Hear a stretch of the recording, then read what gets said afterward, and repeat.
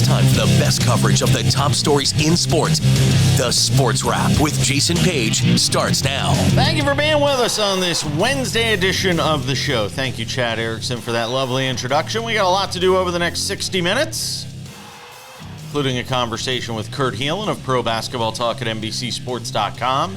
His weekly Wednesday hit with myself and men I will introduce in a moment. Robin Lundberg swings by. Does a great job on the WNBA for SI on the news of Diana Taurasi's retirement after a 20-year WNBA career and really one of the great careers in all of sports. Forget basketball, women's basketball, men's basketball, just an incredible career. A winner all around, Diana Taurasi. And we will start things in the NBA. There's some Bryson DeChambeau news I want to get to a little later on in the show. Sean McVay making some news on the Matthew Stafford front. We'll get to that in odds and ends as well. But we start things out in the NBA, and look who's here if it's a Wednesday. You know, they say if it's Sunday, it's Meet the Press. Well, if it's Wednesday, it's Vladimir Lewisant hanging out with us on the show from WQAM in Miami. So I watched the Lakers and Mavericks last night in Los Angeles, and Kurt Helin was there, by the way. So when he joins us, he'll have some great insights, given the fact that he was actually there for the revenge game, which I think is funny because I don't think Luka Dončić probably really viewed it that way. I think it was more. It would have been if Anthony Davis was playing, because it's not a revenge game unless you go back to the arena that you played. Yeah, I agree with that. So they had the revenge game last night, and the Lakers come out victorious. It wasn't pretty, but they were able to get the win late. You know, LeBron did some great things. Luka had the triple-double in the game.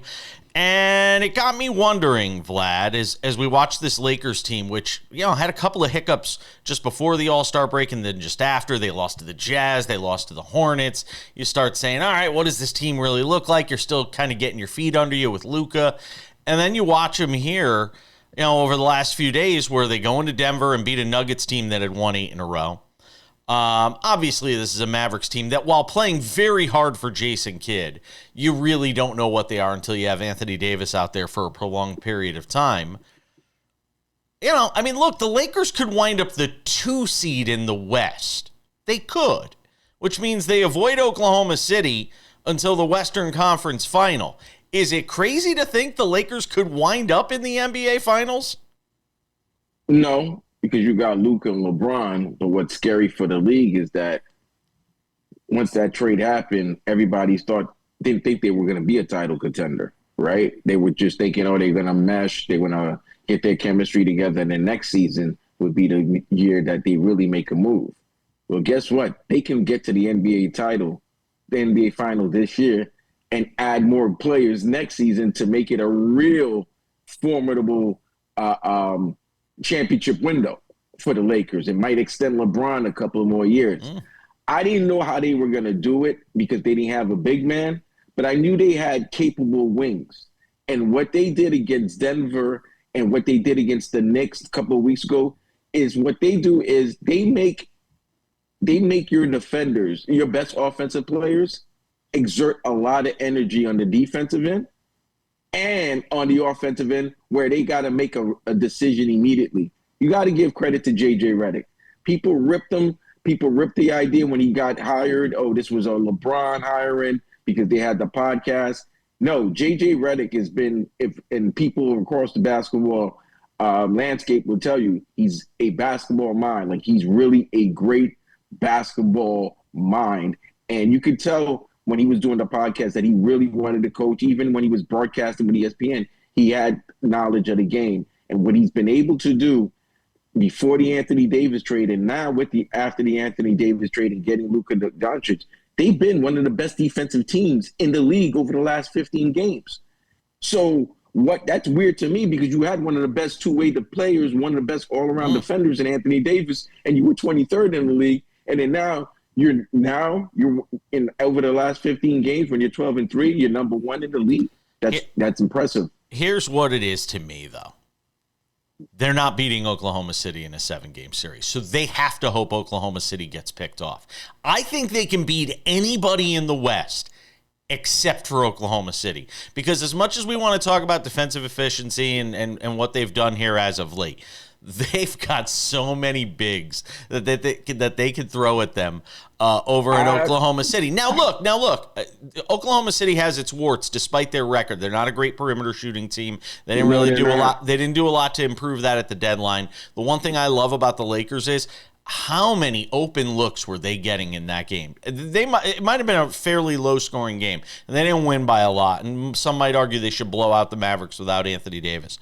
No, Kyrie Irving still plays for the Mavericks. I agree. I agree. And look, that team is playing really hard for Jason Kidd. If you want to say one thing, Jason Kidd is the right head coach of that team. That team plays hard. There's a lot of pride in everything that team does. And I love all the open looks they're getting. They're going to have to obviously knock some more of them down. But to me, I still think Oklahoma City is the one team in the West they can't beat. I would say that, Jason, because you're thinking about Chet and Hartenstein, who the Knicks are missing tremendously now. But the Lakers do have a lot of veteran savvy players in Jared Vanderbilt, Dorian Finney-Smith, who low-key was a great acquisition in the trade for D'Angelo Russell. They got him from Brooklyn, a guy who's played with Luka and knows how to, and played with JJ Redick, who knows how to play defense. He knows his role. I think with the Lakers, they have so many great supporting role players who are champions in their role. They know they've been so many they've been role players on so many playoff successful teams that they know what to do playing alongside LeBron and Luka. Will the Luka trade go down as the worst of all time? Will that Mavericks-Lakers trade go down as the worst of all time for Dallas? I know it's early to say, but it is fun to wonder. Dallas, for Dallas, yes, it might go down like that. And it's not going to happen. You know, the basketball gods are going to have them play each other in the playoff, and Luka's going to go. You can't get that lucky. It's going to happen, bro. It's going to be a 2-7 matchup. Lakers, Dallas. It's going to be all over the television screen, and because you got too much star power, you got so many star players, great players that we've seen in postseason past that's done tremendous work. So it's going to be fun. I can't wait for that. I can't wait to hear what it was like over there at Staples last night from Kurt Helin, who will join us coming up in about 16 minutes here on the show, and we'll get some thoughts with him on this matchup between the Lakers and Mavericks last night. The Lakers going forward, a whole bunch of other topics from around the NBA. But when we return, Diana Taurasi retiring. Robin Lundberg will talk about it next.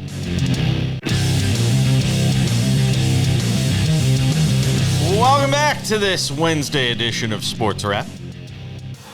I feel like we've talked a lot of WNBA in the offseason. It seems like there's always something to talk about. And Tuesday gave us more news with the retirement announcement of Diana Taurasi after 20 years in the WNBA. Really just one of the all-time great winners in all of sports, period. I want to get some thoughts on it with Robin Lundberg, who does a great job on the WNBA with SI, the Robin Lundberg Show over on YouTube as well. I don't think anybody could really be shocked. It seemed like she was leaning this way, towards the end of last season. And, I loved the way that she sort of described it yesterday, just basically saying mentally and physically, she's just full. I think that's a great way to describe it. Oh, I mean, yeah. And of course, and how wouldn't she be? She's been eating for 20 something years, right? Like that's really, I posted a picture on my X account yesterday. You see like Gino Auriemma with no gray hair next to Diana Taurasi. And then you see Diana Taurasi embracing Caitlin Clark, as like the veteran figure, sort of the voice of the WNBA in Caitlin Clark's rookie year. And that moment was kind of all right, you've really arrived, you've proved yourself, and that shows you that journey, right? Like Gino Auriemma can be a young man. She can be there for this entire path and then get to this explosive point in women's basketball and was probably the most important figure in between. Yeah, and I mean, you think about how long the WNBA has been around. She's been around for, the majority of it, the vast majority of it. When you think about what she's accomplished in her career. A lot of people, I know last year or the year before, she was voted as the greatest of all time when you talk about the WNBA. Is there a special place, and I know this might sound a little fast forward in terms of thinking, could you envision a scenario where they retire her jersey number around the entire league? I mean, yeah, it would be justified. I mean, I don't have an issue with it, right? Like, I mean, she was voted the GOAT whenever they did that. I forget when it was, but they did some big thing around it, and she was dubbed the greatest of all time. So I'm not against it, and certainly it could be the way to do the retirement tour, if you will, that she didn't get this past year. But these things aren't necessarily necessary either, because she's getting her flowers. Everybody expressed their love for, Clark put something out, LeBron James put something out, Paige Beckers put something out, Rebecca Lobo, Gino Auriemma, Kathy Engelbert, everybody came out and expressed their praise for Diana Taurasi. So I think the appreciation has been very ample and evident. A lot of people, look at Caitlin Clark and, act as if she's this revelation that she's doing things that we've never seen done on a women's basketball court or on a basketball court by a woman. And I look at Diana Taurasi, and she was doing those things 25 years ago, Robin. When you look at her, her path through UConn to where she is now, and she came into the league, I think, with even more pressure on her shoulders, because at that point the WNBA hadn't really, been established. Try and give some perspective on sort of her place in history and what she was able to accomplish. Well, I would, I'd push back on some of that, because I think what Clark did was unprecedented statistically. Like, she came in and did things that had never been done before by a player, much less a rookie. And the discourse around her was so great and so heated that there was a ton of pressure. But what I would say about Diana Taurasi is, for all of that, like, everybody asked, I call it the WNBA reverence tax with Clark, where when she, you mentioned her, you have to talk about the greats that came before. Sure. But if you were to say, like, who was the single pioneer, above it, and there's plenty of greats, Candace Parker, Maya Moore, but Diana Taurasi is the face of women's basketball prior to that. And if there's one person you give the most credit for the building blocks and laying the foundation for their being able to be a Caitlin Clark, I think it would be Diana Taurasi. And she was the player, to your point, that I watched before and would go, okay, she's got that competitive fire. She's got that flair in her game. And she would have been the player I singled out and said, that was my favorite player to watch, or, who is a women's basketball player. Like, number one answer on the Family Feud would be her, along with Sue Bird and Candace Parker and more, who I mentioned. For people who hadn't watched her a lot or seen her a lot and are maybe big NBA fans, would the most apt comparison be Kobe? I guess the Mamba part of it, I don't think her game was completely Kobe-esque, but I mean, she's the all-time leading scorer. I guess when you talk about, like, I think it makes sense because of the other stuff, because of the, trash talk and the spirit and the spunk and the even the thing she said about Draymond Green in the timepiece, like, apparently at the 2016 Olympics, she told him, Draymond, how does it feel to be the only player here who's never been double teamed? Like, that kind of. That's great. That kind of so stuff, I think does allow for that to be the most apt comparison or most apt name that you bring up in reference. I mean, Taurasi, kind of a combo guard in a lot of ways, it had some of those flashy passes where you're like, okay, like, again, like that boogie in her game, but she was a pure scorer, a pure winner, and all that. So I think, Becky Hammond brought up Jordan and Kobe, so who am I to argue with that? Do you get the sense she's going to stay close to the game, or does she strike you as the type that pulls away and lets the next generation have their say? Do you see her involved, with another team, whether it's ownership? Does she strike you as that type? Well, if you remember, when Clark came in, a lot of the talk around Clark was framed through Taurasi's comments about the realities coming, of the league. And therefore, look, in our business, that's a good thing, right? She's able to say something like that. Not only does she have the gravitas, but she's able to deliver it and in entertaining fashion. And considering her close relationship with Sue Bird, who's also migrated well to a post-playing media career, I think it makes a lot of sense for Taurasi to have some sort of vehicle built in that regard. I don't know what her personal ownership goals or anything like that is, but she's punchy, she's funny, and she obviously is a voice of authority. So I could see her maybe aligning with Bird, or, you know, being brought in as a big time media analyst in some sort of vehicle like that. Yeah, we've seen her, you know, her personality shine in a lot of these things where they do like these Manning cast sort of things with the WNBA and different sorts of broadcasts, and she's really shined in those roles, Robin. I think she'd not that we want more competition here in the media, but I think she'd do really well. Robin Lundberg does really well. He does a great job with SI on the WNBA. Also, check out the Robin Lundberg Show over on YouTube. Thank you, my friend. I appreciate it. You got it, Jason. We're coming back with more Sports Wrap on this Wednesday. Kurt Helin, Pro Basketball Talk at NBC Sports is next.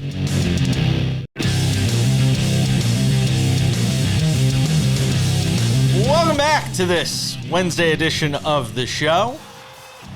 We continue the basketball talk. It's Wednesday, and that means Kurt Helin is here. Pro Basketball Talk at NBCSports.com. Vlad rejoins the conversation as well. As Vlad said, I can't stand women's basketball. You talk to Robin Lundberg by yourself. I'm kidding. I'm kidding. Vlad did say that. Matter of fact, he actually said the opposite. He was like, I'm going to go see Unrivaled because Vlad lives in Miami. So he's like, I'm going to go see Unrivaled. He's like, I got to give love to the ladies. And I was like, I respect that. I think that's very noble of you to go and support that Unrivaled league. Entertaining. Huh? Yeah, Unrivaled's been entertaining. The one-on-one tournament was a lot of fun. I got to ask you, though. My favorite player in basketball right now is a female player. I love watching Juju Watkins, but he's my favorite player. But nonetheless, let's get to the NBA. Kurt, I want to ask you, Kurt, when you think of Diana Taurasi, because, I mean, look, it doesn't matter what you cover. We all know who Diana Taurasi is when we do what we do for a living. When you think of Diana Taurasi's career, what comes to mind? Yeah, she's a GOAT. Like, she's in the conversation. She's got the LeBron level GOAT thing in the sense that it's not just 3 WNBAs, 3 NCAA championships. Was it 5 or 6 gold medals off the top of my head? 6. I'm forgetting the 6 gold medals. It's the longevity. I mean, she's retiring at 42, but she was elite up to the very end. She was playing at a high level to the very end, and that is a testament to like her work ethic, her competitiveness, not just her game, but like what you've got to do to have your body and your mind ready for that long and not lose focus is unparalleled. Yeah. I don't think it's a question of whether she could have continued to play, but what else is she playing for at this point? Is kind of what I think. It's also, she's not the, Kobe has said this, like I've heard quarterbacks, other people say this. When you're a great player and you get to choose your exit, which is rare, it becomes less about what you can do and are you willing to put in continue to put in the work on your body and do everything that you have to do to get yourself there. Yeah. And there comes a point where they're just like, I don't want to do it anymore. I don't have that anymore. And they walk away before it gets ugly. Yeah. And she played. Yeah, go ahead. Lucky for her. No, I just like to say she's the one athlete that, especially for the women's game, she's revered like Kobe, but her greatness was like LeBron. Yeah. And she played, and look, at the end of the day, she played her entire career in Phoenix. Played her entire career for that franchise. So she will always be a legend in that city. Luka Dončić didn't play his entire career in Dallas because he got traded to the Lakers. And then last night he showed up. He wanted to. He showed up in Los Angeles last night ready to go. Triple-double. Lakers beat the Mavericks. You were there. Set the scene and sort of paint the picture for what you saw. Look, first off, it absolutely had a playoff, like, frankly, second round of the playoff game vibe. I mean, the crowd out in front, the energy from the crowd from before the game to the massive amount of media that they had to move the JJ Redick pre and post game pressers into the larger space the Lakers sometimes use for big games. It was a crazy vibe, and a lot of Laker fans there to cheer on and support Luka and thank Nico Harrison. There were thank you Nico chants during the game. I saw that. I saw that. Right. He was at one point, like, I don't know, in front of me walking down the tunnel to go to the back, in front of a few of us. And as people are lined up at these tunnels to get, autographs or high fives as guys go in, and they're like, hey, thanks, Nico. Thank you. Like, fans were thanking him personally as he goes down the tunnel, and he's just walking through, like, just living. And I thought Luka, look, he was emotional early, picked up that early technical. He said after the game it was hard for him, and he was glad to have the player support. But he settled in and was making not just the amazing no-look pass, but he looked like Luka. He was making plays. Other guys, as the defense gravitated toward him, Austin Reeves made plays. LeBron took over with 16 in the fourth. Like, everything opens up. When those three guys are on the court, they became a very difficult team to stop. Kurt, I've noticed something with LeBron over the last, say, 6 weeks or so, and maybe even more so now that Luka is there. He's been a beast on the defensive end. Yes. And now that the ball is no longer in his hands, he's rebounding better, playing better defense, has the energy now that would have been used a lot on offense. Now is it being saved because you have Luka and also the emergence of Austin Reeves, that he no longer has to be on the ball so much. He could be cutting and save his energy for performance like he had in the fourth quarter last night where he scored 16 points. Yeah, I think that's JJ Redick talked about this after the game, that he doesn't have to conserve anything anymore. He's not conserving anything. He's not saving anything in the tank. He's like, I'm going to go get it done. When the Lakers needed defense, they went and got it. They need help. And I think it ultimately is what does them in the playoffs. But look, when you've got Dorian Finney-Smith and Jared Vanderbilt and some guys who can defend on the perimeter, what you really need is somebody to clean up the back end, get some boards, kind of be intimidating in the paint. LeBron can do that to a degree. I think ultimately you can target it a little bit, but in the regular season, the Lakers are also, they're just playing hard now. This is an energized team. I think it's the same with the Warriors, right? Like, they're all of a sudden like, hey, we got a shot to be pretty good here. And you see a different level of energy from them night in and night out. Kurt, would you pick against the Lakers in any series other than Oklahoma City? And Denver. I'd probably still pick Denver. I know they beat Denver this week, but Jokic figures things out. That was a poor Jokic game from him. That said, that's a 6 or 7 game series now. I think you can ultimately, over a series, the Lakers still need a big man in back to protect the rim and defend for them, but they're close. They're hard, and they're going to win games just because Luka's going to win you a game. LeBron's going to win you a game, and they're capable of reaching the conference finals. And by the way, I don't think that about the Warriors right now, but I definitely think that about the Lakers. Neither do I. But Kurt, this is why I think this is very scary for the league, because once this trade happened for Doncic for AD, we thought the Lakers were playing well. They were making a move, but nobody felt like they were going to be a contender. Yeah. Then after the trade, they were like, we'll see. Maybe the Lakers may make the playoff, but we don't expect them to do anything. 3 weeks after the trade, now you're thinking they might be a sneaky NBA final contender. And that scares me from the rest of the league, because that means free agents next season are going to want to come to the Lakers because of what they saw with Luka and LeBron already. We only got 20 seconds. Go ahead, Kurt. I'd say if you're making the minimum, why wouldn't you want to go there? Why wouldn't you want to go play with LeBron, chase a ring, be in Los Angeles? So if you're one of those guys on that level where you're choosing your destination because you're just going to make the minimum and you want to go after a ring, or you're going to make the mid-level, Los Angeles suddenly becomes, it was already viable, but now it's really viable. I need some Knicks therapy because they can't beat anybody. My God. They can't beat anybody that matters. No, maybe Kurt can talk me off the ledge. More NBA with Kurt Helin next.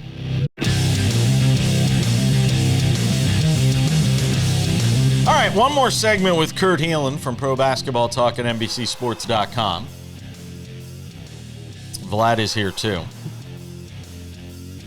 I need some Knicks therapy, because every time I'm like, all right, now they got Anunoby back.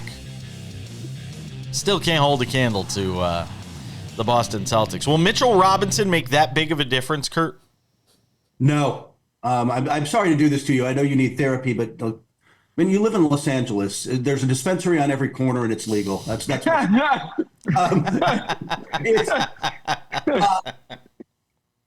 Mitchell Robinson will help, but they are not a.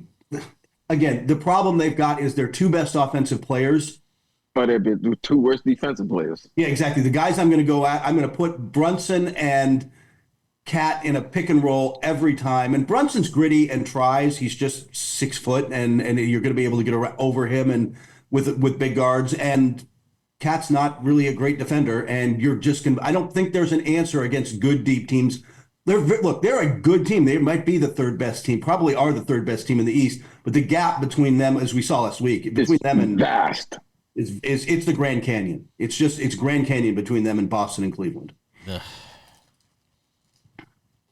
No, because it's no. I got nothing. I got nothing, Vlad. There is nothing. It is what it is. By the way, you sound like every Knicks fan I know, which is suddenly just written off the season and resignation. Definitely some resignation. Resignation, and how are the Yankees? So. It is because they thought they had Eastern Conference Final, NBA Final aspirations, and at best they're going to be another second round exit. They're good. They're just not. There's a gap. All right, let's move away from the Knicks then, because that was just depressing. It did nothing for me. I'm already on the draft already. Oh, Jesus. Wait, why? Because the Knicks have drafted so well over the years? I'm talking about the NFL draft, because I know the Jets. I know the Knicks are going to be out in the second round, so you might as well start looking at the NFL draft. All right, fair enough. Stay in the East for a second. How about Detroit? I mean, when they lost Jaden Ivey, I kind of thought, all right, it's been fun. But what they've been able to do here, 6 games over 500. They're the 6th seed. They could potentially get the Knicks in an opening round matchup, which I don't know if the Knicks want to see that or not. Give me some thoughts on what Detroit has been able to do here. JB Bickerstaff might be coach of the year, first off. Very good. And it's a huge upgrade because he cares, which puts him ahead of the Monty Williams from last year. Cade Cunningham is healthy, made the leap, and is such a great facilitator and smooth and lives in the mid-range and kind of takes the shots. You're like, well, we'll give those up, and he'll just keep knocking them down. There's not a lot of guys you want shooting from the mid-range a lot. Cade is one of them. And that has opened up everything in their offense. He's finding Jalen Duren. He's finding other guys who can score. And this team is starting to come together in a way they're just fun. They're like the best story in the NBA this year because of the turnaround, because they were the worst team in the NBA, not just last year, but the 2 previous seasons. And they have found a way to get this whole thing going. But hold on, Vlad. Give me 1 second, because I got to hit the read, and then you can jump in here. Got to talk about our friends over at Credit Associates. We haven't talked about them yet today on the show. Are you $10,000 or more in credit card debt, in over your head, trying to make monthly payments? Well, there's a powerful debt relief program the credit card companies don't want you to know about. Overcome the debt trap of multiple credit cards, high payments, and high interest rates that keep you in debt for decades with one affordable low monthly payment. Credit Associates Debt Relief Program can help you resolve your debt in as little as 24 to 36 months. That's going to save you thousands of dollars in decades in debt. Find out how much you could save right now. Call 1-800-747-5362. That's 1-800-747-5362, or just scan the QR code below. Okay, Vlad. Well, speaking of debt, do the Piston fans owe Cade Cunningham some debt? Because there was a time I'm happy you mentioned Cade, because I really think he's shown his playmaking ability this season more so than years past, and he's shown that he's a better all-around player than before. Cade was getting ripped as a top pick who's not living up to the expectations, but this season with the All-Star nod and what he's doing leading him to a 7-game winning streak, Cade is showing us that he's legit. He might well win Most Improved, and I think that's a real possibility for him, just because I think there's a lot of voters who would like to give it to him for the steps he's made. And he stayed healthy, which I think is also a big part of it. But he's made just, like you said, his playmaking, his ability to set the table. There aren't many players in the league with a better feel for the game than Cade Cunningham, and that's what kind of makes him special. Is just he just kind of always makes the right decision. And by the way, All NBA. Absolutely in the mix for him. With considering the injuries that are out there that are wiping guys off the map, and guys aren't going to get to 65, he could make it.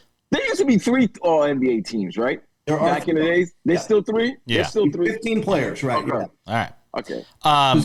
Kurt, before I let you go, there's been times where we've hammered Minnesota this year. All of a sudden, that team looks like it's starting to come together and play better. Are they dangerous out there in the West? Dangerous, yes. I am really curious to see what happens in the next week or so when Julius Randle returns. They got to bring him off the bench. Part of this run, part of the energy you're seeing from this team is that Naz Reid is just a better choice in the front line. He spaces the floor, makes the whole thing fit better. You can bring in Julius Randle, let him pound the ball with the second unit. But that said, it's opened up Anthony Edwards. Their defense is starting to come together again. What they did to Oklahoma City with that 16-0 run, by the way, that looked bad for Oklahoma City. I will tell you that there were scouts who said there's the way you beat them, double Shea and dare anyone else. That said, that they did that shows the grit of this team, and man, they'd be a really tough out. Yeah, I agree with that. We got to go. I didn't even get to the Grizzlies, who had played a wild one with the Suns last night. What was it, 299 points scored in that game? We'll get to them next week, though. I'm bookmarking it. We'll talk about it next week. Kurt, always appreciate it, my friend. Take care, buddy.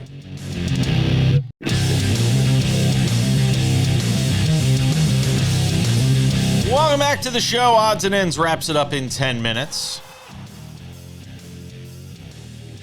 Some Matthew Stafford news. Sean McVay talking about him on a very good podcast. We'll get to that coming up in a few minutes. And since I can't sell Sam Yarnell on ABS in Major League Baseball, maybe I could sell Vlad on it. Or maybe I don't have to sell Vlad on it. We'll see coming up in about 10 minutes. But first, something to consider. Vladimir Lewisant. Consider this. There are rumors circulating that Bryson DeChambeau could wind up back on the PGA Tour. Huh? After he just went and took all that money? So here's the story. The Pull Hook podcast, whatever, it is what it is, says that Bryson DeChambeau requested a $280 million contract extension from LIV's Saudi financiers, and LIV has reportedly rejected it. Meaning that Bryson DeChambeau, when his contract runs out, either at the end of 2025 or the end of 2026, could return to the PGA Tour. Now, nobody is exactly sure when that contract expires, but DeChambeau is one of those guys. And I mean, look, there's a lot of other guys whose contracts are going to be up around that same time. Cameron Smith, Brooks Koepka. All of a sudden, if LIV Golf falters, could we wind up seeing these guys come crawling back to the PGA Tour saying... It's not crawling back. Relax. It's not crawling back. Saying, hey, let us back in. Let us back in. But if you're the PGA Tour... But hold on. If you're the PGA Tour, do you make these guys pay a fine? Is it a hefty fine? Do you make them sit out a year? What do you do? No, because you made the deal with the LIV last year to merge. Well, you haven't yet, because look, we can say they're going to. It's been a year and a half. But hold on. They've been saying for a year and a half it's going to merge. Guess what? You verbally did. You understand what I'm saying? So you can't act like, oh, wait a minute. Oh, you left us. Oh, now you're going to have to pay. You're going to have to pay for leaving us. Well, we're going to, you can't be petty when you actually try to join forces with them. Players on the tour. I don't know. There's a lot of players on the tour who feel very strongly about the fact that these guys should have to pay a price to come back. But you know what? There was a lot of players run the tour. And the players run the tour.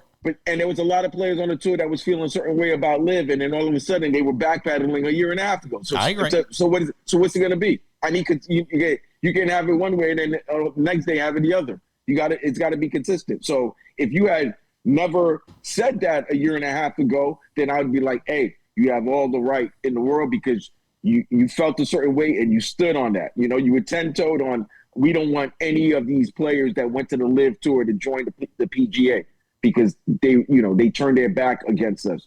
That we didn't like the way those people in Saudi Arabia, how they treat, humans and all of that. So they didn't want to get involved with them. Then all of a sudden, in a year and a half, when they started losing major players and tournament drawers and the ratings weren't the same, then they started to say, hey, maybe we should work with them. So here's what I would say. Unless you tell me you don't want to work with them anymore and that's it, you can be petty. But here's what I would say. I think the PGA Tour, I think all these guys got to swallow their pride, because for the sake of golf, they need these guys back. There's no getting around the fact that the tour has been hurt and injured by these guys leaving.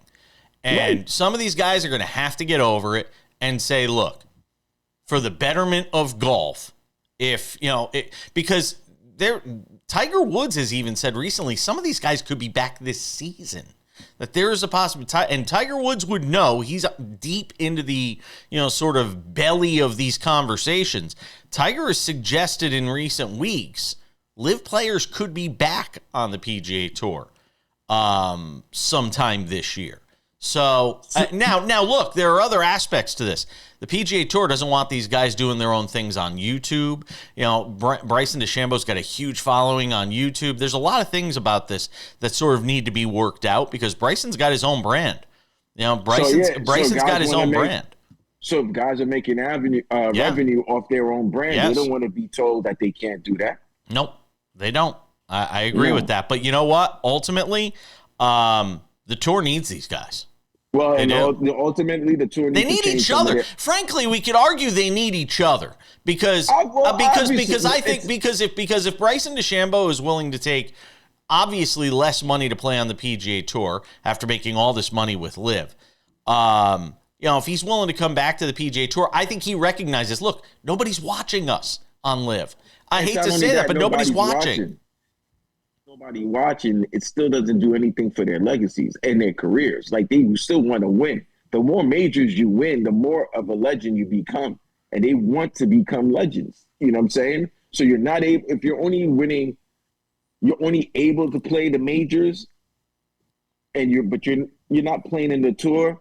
The tour is the tour. You know what I'm saying? It's like there's the NBA, there's the NFL, like that's the major golf tour. It's the PGA. The one thing I would push back on, is the idea that some of these guys care about becoming legends. I think some of these guys just want to make money.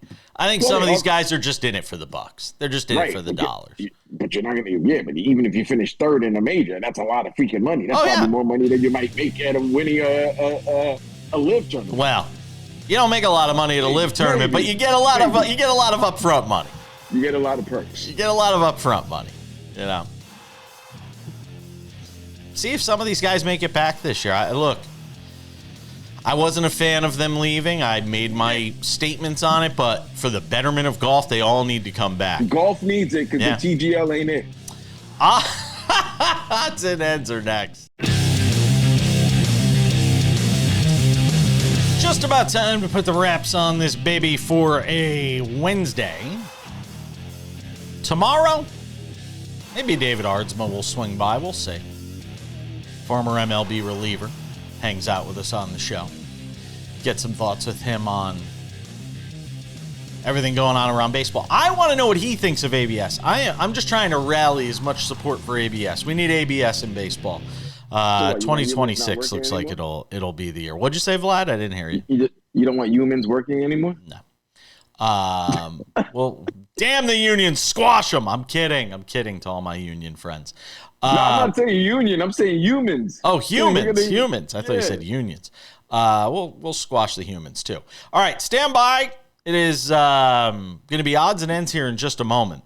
But a reminder, make sure you check out the SportsWrap with Jason Page podcast. It's available on all your favorite podcasting platforms, including Spotify, Apple Podcasts, YouTube, iHeartRadio, TuneIn, Odyssey, Amazon, you name it. We're on all of them. And now you can watch SportsWrap on YouTube. Go to our YouTube channel, Decibel88, and go and check it out. And you can watch the show there.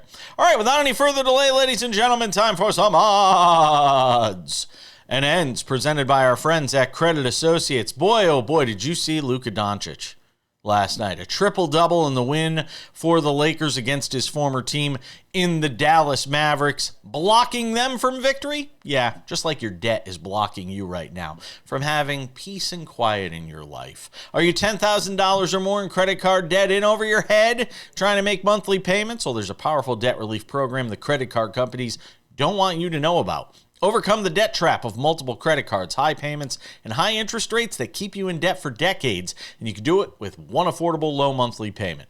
Credit Associates Debt Relief Program can help you resolve your debt in as little as 24 to 36 months. And you know what that does? Saves you thousands of dollars and decades in debt. Find out how much you could save. Call 1-800-747-5362. That's 1-800-747-5362 with Credit Associates, or just scan the QR code below. Odds and ends, Vlad, and it looks like maybe the end for Matt Stafford. Maybe not the end for Matt Stafford when it comes to his time in Los Angeles with the Rams. As Sean McVay says to a couple of very smart guys, the Fitz and Wit podcasts, that their first priority is to try and figure out something here with Matthew Stafford. Yeah, I mean, look, he helped lead that franchise to a Super Bowl. It's been nasty. It's been nasty. It's been nasty ever since they won the Super Bowl, because they made the trade. They won the Super Bowl the first season that he got there, and it seems like to me the last 3 to 4 years they've been trying to get rid of him, or it's always been to the last minute they've gotten a deal worked out. If Stafford wants a 5-year deal, I can understand the Rams being like, 3? Hold on. But 3 years? But a 3-year deal, when you really get out of it in 2, you're talking about a team that made the wild card a season ago, won the division, and gave the Eagles the best comp out of all the teams the Eagles faced on their way to the Super Bowl. And you're the best team in the NFC West with the best quarterback. I don't get it. Great young defense. You have a young nucleus who are all under rookie deals. So I can understand if you want to pay Stafford, you want to keep him for a year or two. It all depends on what Stafford wants. His wife is she's on podcasts and all of that talking. I see him going to New York. Wow. I see him going to New York. Going to the Giants. Yes, I see him going to the Giants, and I also see the Giants giving up the 3rd pick. You know my theory about the Giants and certain quarterbacks. They don't draft. So I can see the Rams. I see Shedeur Sanders going to the Rams. Wow. That would be something. I see the Rams trying to get Shedeur Sanders, and I think that's the fit. I think they want a young quarterback that they can have, like in the way of C.J. Stroud, Jaden Daniels. You kind of blew my mind. You kind of blew my mind just now. I'm not going to lie. Hey, because nobody thought about it like that. Yeah, I think Shedeur Sanders is going to get drafted by the Rams. The Rams are making a move. When you hear this over the last 2 seasons, it's kind of like a divorce, but you don't want to be the one to say it's a divorce, so you're kind of forcing the spouse or the significant other to be the one to file for the divorce or say they want to be separated. Because that's what the Rams are doing to Stafford right now. I'll say this real quick because I want to get to ABS. To me, if you're the Giants and you're getting Matthew Stafford, you better shore up that offensive line, because you got to be able to protect him. He's not, he's kind of a statue back there. They're going to have to protect him better than they've protected their quarterbacks that they've had recently. Last but not least, automatic ball strikes. We love robots. I am continuing to champion this cause. Every day this week we have talked about it. I just want give me ABS. Give me ABS. No.